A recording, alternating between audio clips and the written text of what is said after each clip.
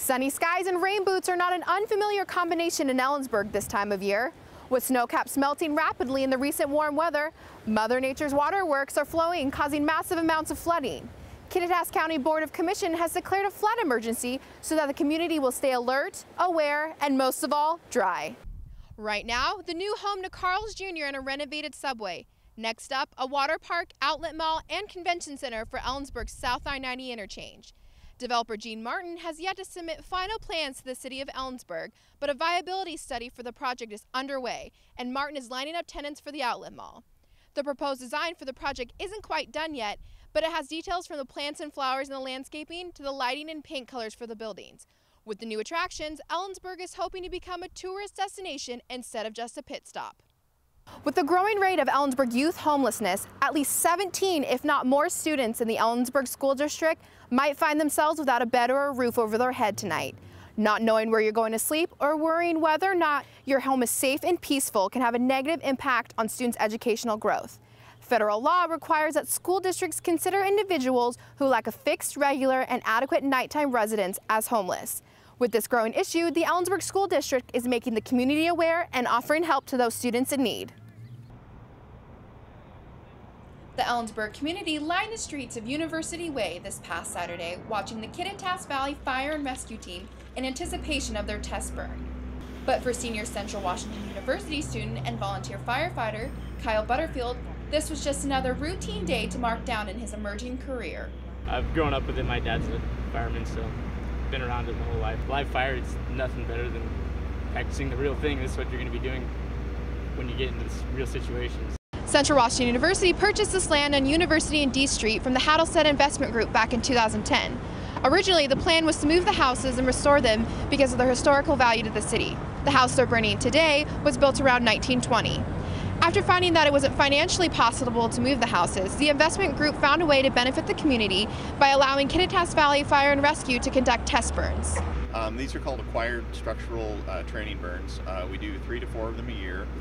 We try to do 1 or 2 each fall for new firefighters. It's a legal requirement that we take new firefighters through live fire training before we actually put them into a situation where they might actually fight a fire. So we can do this in a couple different ways. We can take everybody to North Bend, or we can take everybody to Yakima.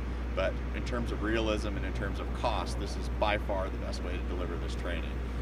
These are the funnest things, training burns, practice burns. Nice to get the real experience like this. CW officials are saying they haven't decided on a plan for this property yet. If you want to see the Kittitas Valley Fire and Rescue in action, you can come check out the second test burning happening this Saturday, November 5th from 11 a.m. to 5 p.m. I'm Cambree Benetua reporting for Newswatch. Human trafficking has become a hot topic among various organizations across the country, particularly in Washington state. As a survivor of human trafficking, Krishita Bajum is no stranger to rape and slave labor. She came to bring awareness to Kittitas County as a keynote speaker at the Human Trafficking Forum. What was supposed to be a dream come true was my nightmare when I was brought to Oakville, Washington with 9 of my family members. It was a complete nightmare. Washington State Attorney General Ron McKenna has been a key player in combating human trafficking. Well, human trafficking is creating modern-day slaves of children, boys and girls, of adults, people who are being trafficked into labor, like on farms, on construction sites and restaurants, and then adults and children being trafficked into the sex trade. Our geographical location makes Washington State the host of multiple access points conducive to human trafficking, including an international border, airports, and seaports, all of which support a high volume of people traveling in and out of the state. With I-90 running through our community, hundreds of semi-trucks,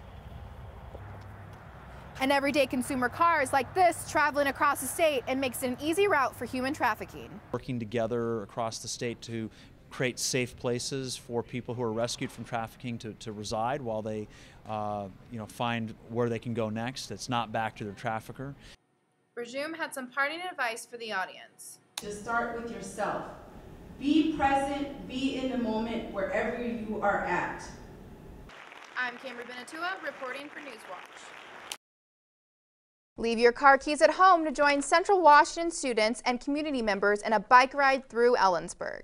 Central Washington University's Center for Diversity and Social Justice is hosting the Earth Day 2012 Bike Rally. The rally is scheduled for Tuesday afternoon and will begin at CWU's Cirque East patio. Cambree, what should we look out for this spring in Kittitas County? Well, bed bugs are actually really common during the springtime, and a lot of people think that it's just on campus and in the dorms here at Central, but it's actually more common in Kittitas County and just in everyday homes. According to the Kittitas Valley County Health Board, there's been an 81% increase since 2000 to bug and pest control companies about bed bugs, and actually 90% of those companies only treat homes and apartments. More land for the fairgrounds this week as the county finalized a property purchase directly across from the site. 2 rental properties on the land at 8th and Maple will be removed over the next few months. According to the county commissioner, Paul Jewell, the land will be mostly used for a parking lot. Hola y bienvenidos a la primera News Watch en español. Soy Cambree Benetua. Las residentes de Ellensburg se están preparando para un invierno carno. El Comité Asesor de Luz y Electricidad ha propuesto un incremento en el costo de la electricidad y ha sometido la propuesta al Comité Director del Consejo esta semana. El director del comité, Bob Titus, dice que el incremento será de $3 al mes y se pondría en efecto en diciembre. Reportando para Newswatch, soy Cambree Benetua. Reporting for Newswatch, I'm Cambree Benetua.